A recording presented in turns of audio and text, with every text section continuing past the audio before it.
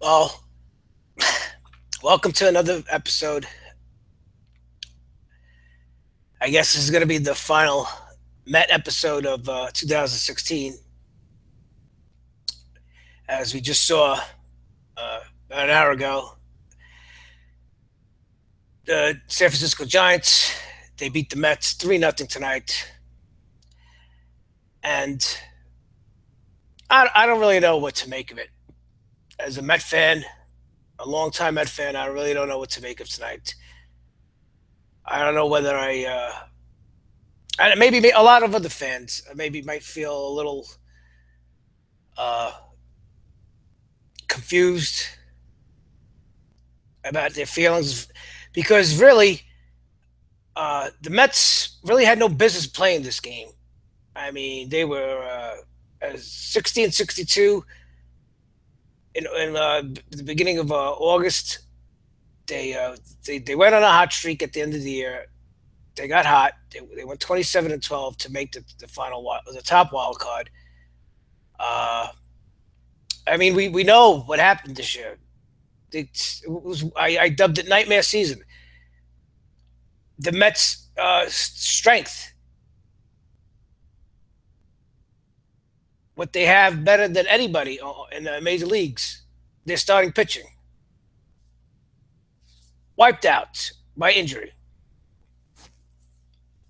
We know about the Matt Harveys. We know about DeGrom went out in September. He wasn't the same in the second half. He had scar tissue from his previous Tommy John surgery. Everybody on every Met starting pitcher has Tommy John surgery. That's a prerequisite to being a Met starting pitcher. You have to get Tommy John surgery. Steve Matz, who came up last year in the playoffs, what a kid! He's amazing. He was reminded. It looks like a little Sandy Koufax out there. He resembles him. I'm not saying he is him, but he resembles him. Kid from Long Island was one of the he was one of the best pitchers of in April and May, and then he started tailing off, and then it was discovered he had bone spurs. Tonight we saw Noah Syndergaard, who is now unquestionably the Mets ace. Let's put that to rest right now, okay? He is the Mets ace. As I speak, October 6th, 2016, he is now the Mets ace. Until somebody else could step up and take that from him, Noah Syndergaard is the Mets ace. But he has bone spurs too, and he's going to probably need surgery. So, I mean, tonight's game, what could you say? I mean, it was billed with it was going to be a pitcher's duel. It was. It lived up to it. City Field was electric from the start. Reminded me almost of the old Shea. I saw a lot of towel waving. I was really psyched. It's to be honest, I almost forgot it was the wild card. The Mets played the wild card game today. I mean, I haven't really been emotionally invested too much this season because how could you? How could you? How could you as a Met fan? And then they got hot. But I'm going to touch on that later. Uh, so it was a great pitchers duel. Baumgartner, he's one of the best pitchers in the NL. Guy is lights out in the playoffs, in the postseason, elimination games. He is he is it. He is one of those pitchers who translates regular season dominance into postseason dominance. Not a lot of starting pitchers could do that or have done that. You know, so you have a lot of dominant starting pitchers in the regular season, but not so much so in the postseason. But anyway, it was him. The story of this game was Noah Syndergaard versus Baumgartner. They were they lived up to the hype, and Syndergaard more than ever, as I'm sure he's hurting a little bit from his elbow spurs. And Syndergaard, his fastball was pumping tonight. He had adrenaline in his veins, and he must have been averaging 97, 98 miles on his fastball tonight. Uh, 93, 94 mile an hour slide. He was unhittable. And as a matter of fact, I believe he had a no hitter going into the fifth inning. But he was being matched by Baumgartner, who he wasn't as sexy. He didn't have the sexy fastball as Syndergaard, but he was efficient, and it was the Mets were just not doing anything. They didn't do anything this game, and I'm going to touch on that. I mean, I listen. I'm going to say it right here. I give credit to Baumgartner. He pitched a great game, and he is a great pitcher. But let's be honest. Let's be honest. With the way the Mets offense is, the Mets lineup is, would they have done any better against any other ex pitcher out there? Anybody? You say, "Oh well, the Mets really did good in September. Their offense came alive." Yeah, who did they play? I'm gonna not get. I'm not gonna get excited, but I'm gonna get back to the game right now. So, Syndergaard came out. The Mets were in jam after jam. Granderson in the sixth inning made a great catch to end the inning in center field. You think the Mets could come back? No. With the momentum, no, nothing. Finally, Syndergaard had to come out. He pitched 7 innings. He pitched 7 innings tonight. Gave up 2 hits, 10 strikeouts, 3 walks. Great performance. Not good enough. Baumgartner went the distance. He allowed only 4 hits, 6 strikeouts, 2 walks. Nobody on the Mets really did nothing. Cabrera had a hit. Rivera had a hit. He had a double. The catcher Rivera had a hit, and Kelly came off the bench with a pinch hit. Like I said, Baumgartner gave up 2 walks. The Mets really never did anything. They never threatened in the whole game. So, I mean, that's that. Congratulations to the Giants. They'll play the Cubs, and the Cubs, like I mentioned in my last video, if I'm a Cub fan, I'm gonna be very nervous. Very nervous. There's a lot of pressure on them. But let's get back to the Mets. And the reason why I'm split, my feelings are split, and I'm sure a lot of Met fans' feelings are split, is should they be proud and happy for the Mets, who actually got into the wild card after all the injuries this year, and they made the wild card and they lost in and out, or should Met fans be really pissed?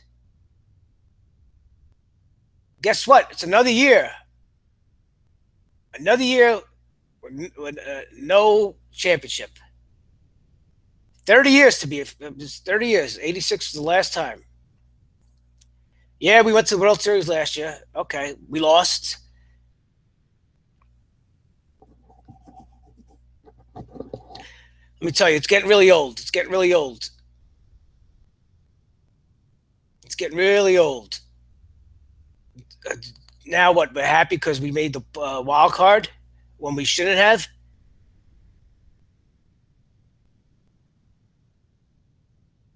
You're gonna say, yeah, I understand injuries happen, but to the Mets, I don't know.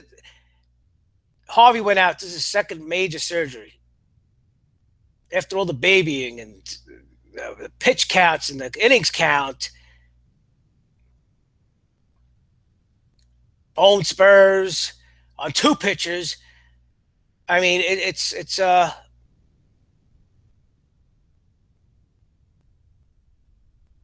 I mean, and you're going to say the Mets, yeah, they got a few injuries, position players injured, but would it make a difference? Would it make a difference? Look at Jay Bruce. He was traded to the Mets right after the deadline. He was 25 homers, leading the league, the National League in RBIs. He comes to the Mets. The guy it goes cold. He goes cold. Cold. He warmed up a little bit. He got hot the last couple weeks. The guy went cold.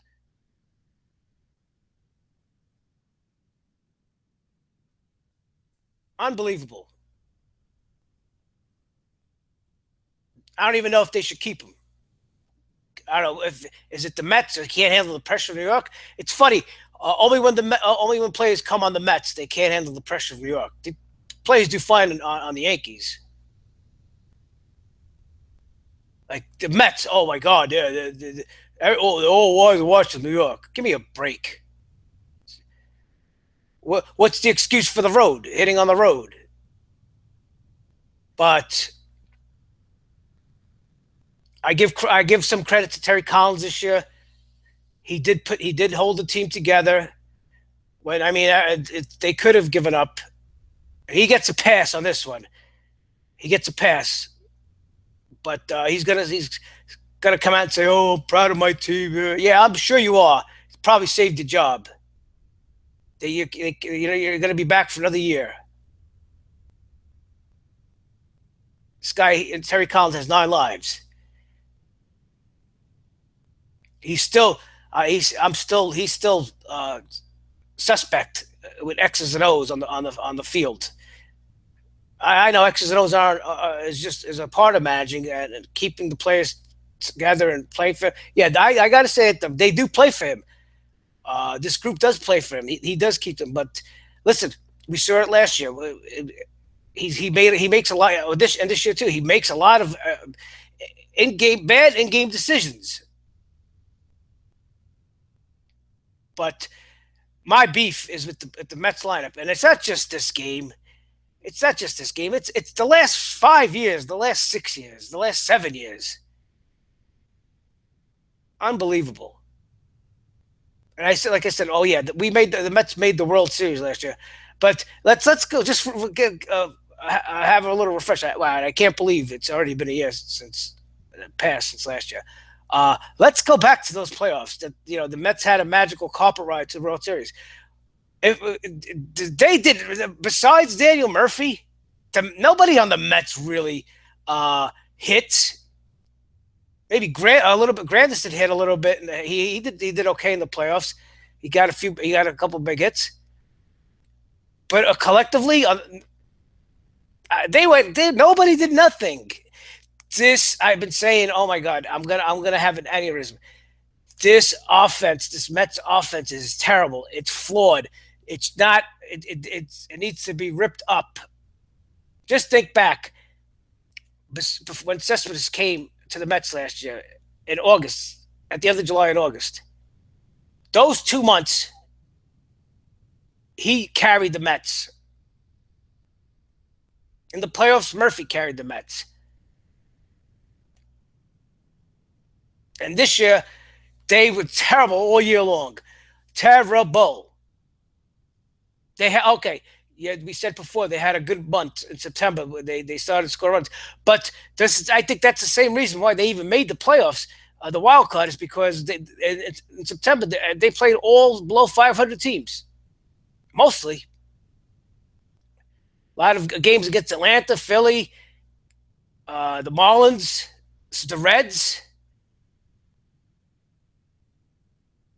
I mean, if you're new to this, if you're a young fan or you're an old fan, then you're new to the playoffs. When you get into the playoffs, you're gonna face elite, and I will say elite, tremendous, dominant starting pitching. Period.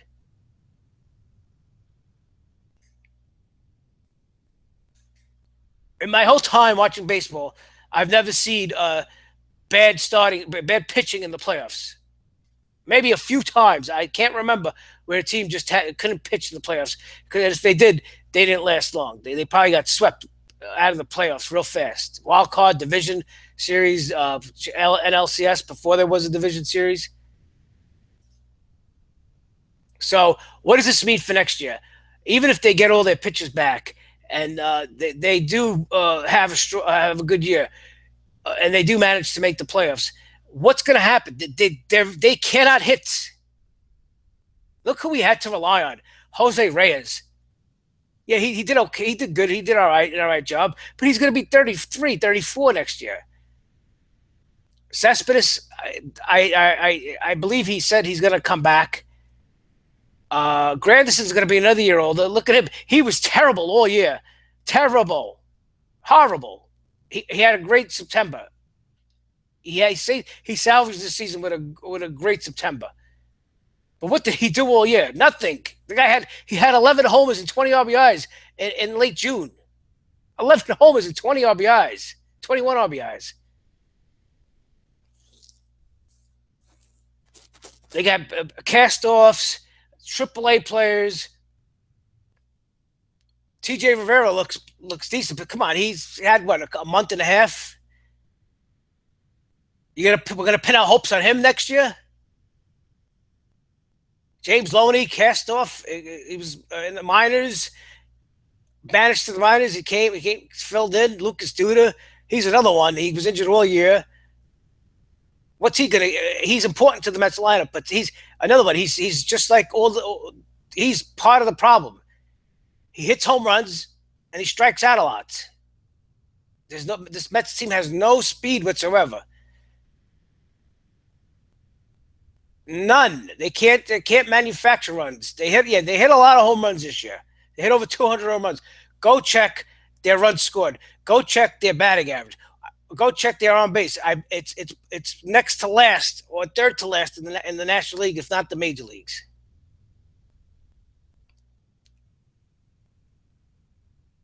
So I don't know.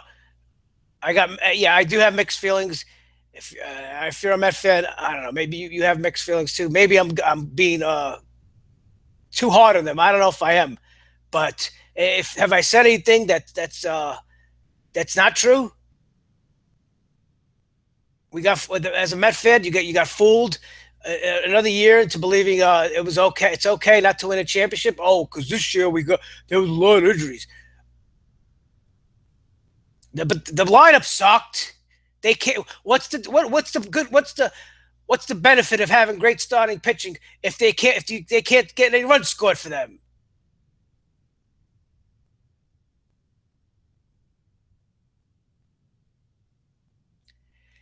They got to talk to David Wright, buy him out somehow, retire him, and they need a big bat next year somewhere, and a bat that hits for average. They need a guy who hits for average, gets on base. And you say, "Oh, Frank, they had that in Daniel Murphy." Forget Daniel Murphy. Daniel Murphy, like I said, he was part of the problem that with the Mets teams that couldn't hit for the last 5 years. What he did this year, it put an asterisk on it. They need a big star player who hits for average. Everybody on the Mets is a 250, 260 hitter who hits home runs and can't get on base. They can't walk. They strike out over 120 times. They can't run. They can't even forget stealing second. Oh my God! But I don't know. I'm disgusted. I'm disgusted. Another season. Another season. Wait till next year. Wait till next year. You know, the, at the start of this year, Met fans, Met fans were so happy that compared to the Yankees, oh, the Mets, we're the team of we're the toast of the town. This is a Met city. Look at the second half the Yankees had once they got rid of their dead weight. Tell you now, the Yankees lineup is 100 times better than the Mets. Yeah, they don't have too much starting pitching, but I'm sure they're going to work on it. Are the Mets? The Wilpons going to work on getting a bat or two? Or are they just happy that they made some extra money, they generated extra revenue from a playoff game? This is the last Met uh, episode I'm doing this year. If you're watching, thanks. I appreciate it. If you like my video, subscribe. Well, I'm gonna talk. Like I said in my channel description, I'm gonna be talking about everything, every topic, any topic that's interesting: sports, entertainment, wrestling. Thank you for watching. Thank you, and good night.